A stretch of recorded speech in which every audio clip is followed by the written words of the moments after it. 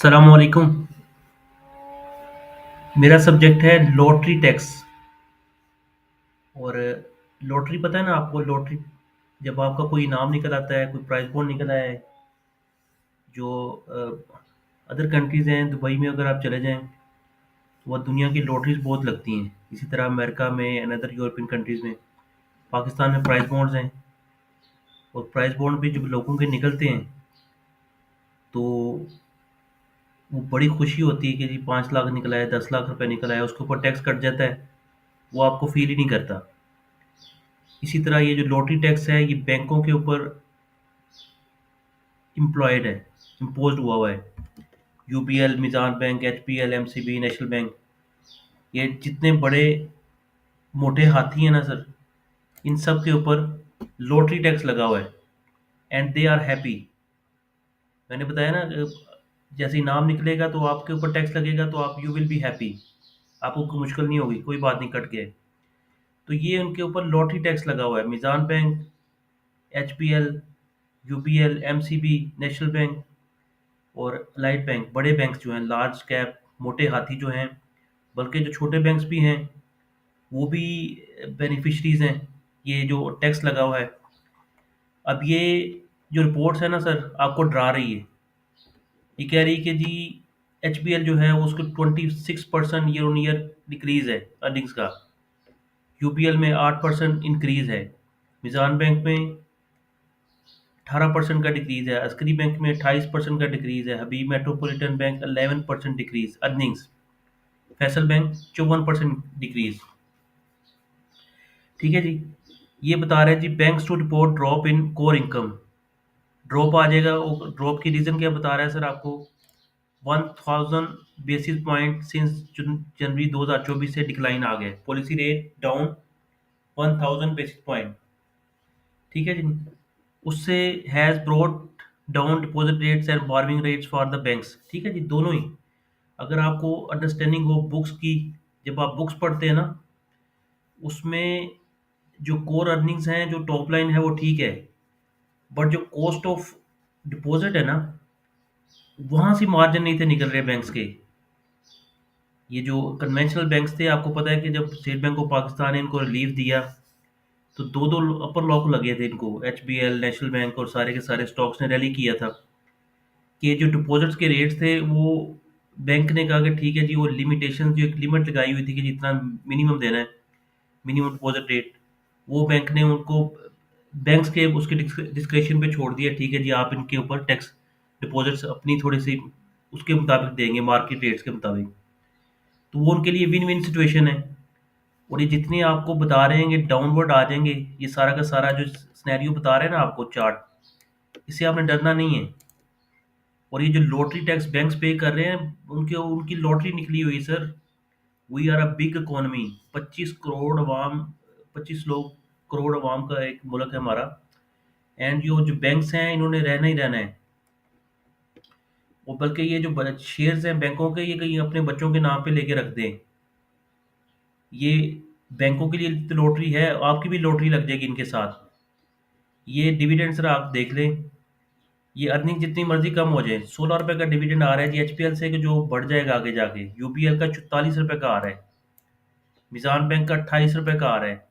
Askari bank का 2.5 रुपए का आ रहा है, 2.50। Habib Metropolitan Bank mid size bank है, 10 रुपए वो डिविडेंड दे रहा है। 10 रुपए डिविडेंड दे रहा है। अगर 5 साल अगर आप इसको रखते हैं, 80 रुपए का शेयर है मेरा ख्याल है, तो 30 रुपए फिर भी शेयर रह जाएगा, 50 रुपए आपको डिविडेंड मिल जाएगा। फैसल बैंक 6.5 रुपए 1 साल के दे रहा है। आप 6 चौके 24 कितने हुए जी? 6.5 इंटू 5, 32 रुपये 50 पैसे का डिविडेंड आ जाएगा 5 साल का, 33 रुपये। और मार्केट वैल्यू है उसकी 47 48 रुपये।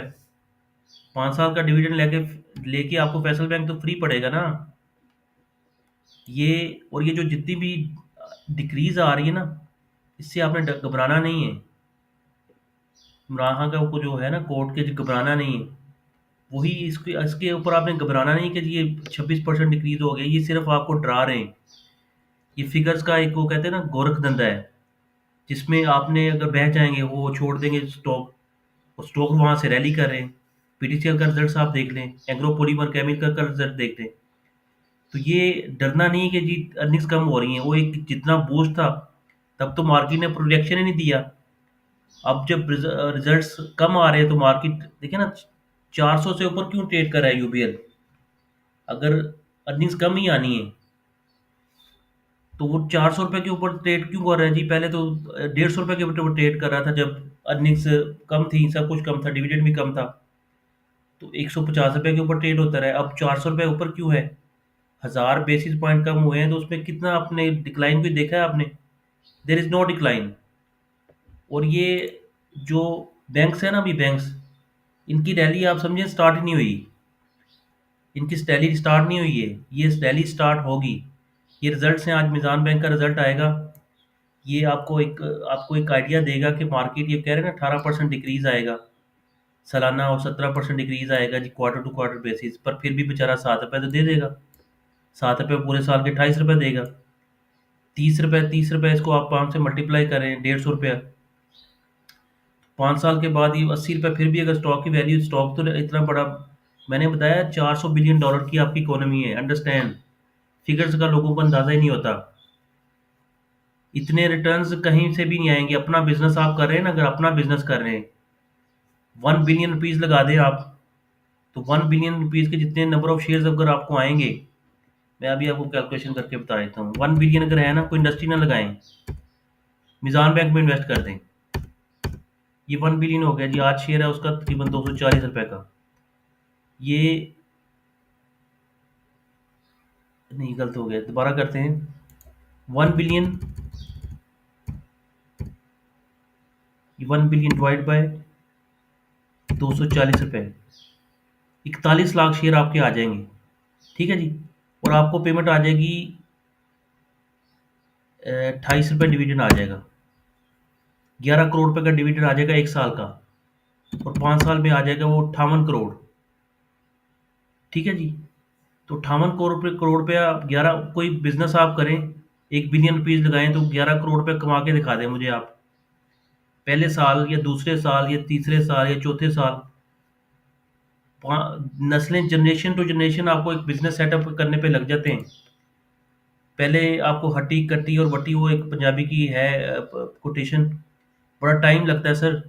इतने आपको अप फ्रंट जो डिविडेंड आ रहे हैं, अब वो थोड़ा थोड़ा सा, यूपीएल तो एक्सपेंसिव हो गया पर नॉट दैट एक्सपेंसिव। बाकी ये शेयरों की मैं आपको बताया, रैली होनी है अभी। ये जो लॉटरी टैक्स पे कर रहे हैं ना बैंक्स, पागल नहीं है वो। हुकूमत भी, आपको पता है, हुकूमत भी कह रही है जी इतने प्रॉफिट्स आप कमा रहे हैं। एक बोनेंजा है, एक लॉटरी निकली हुई बैंक्स की, जिसके ऊपर वो, उनको भी कोई परवाह नहीं है।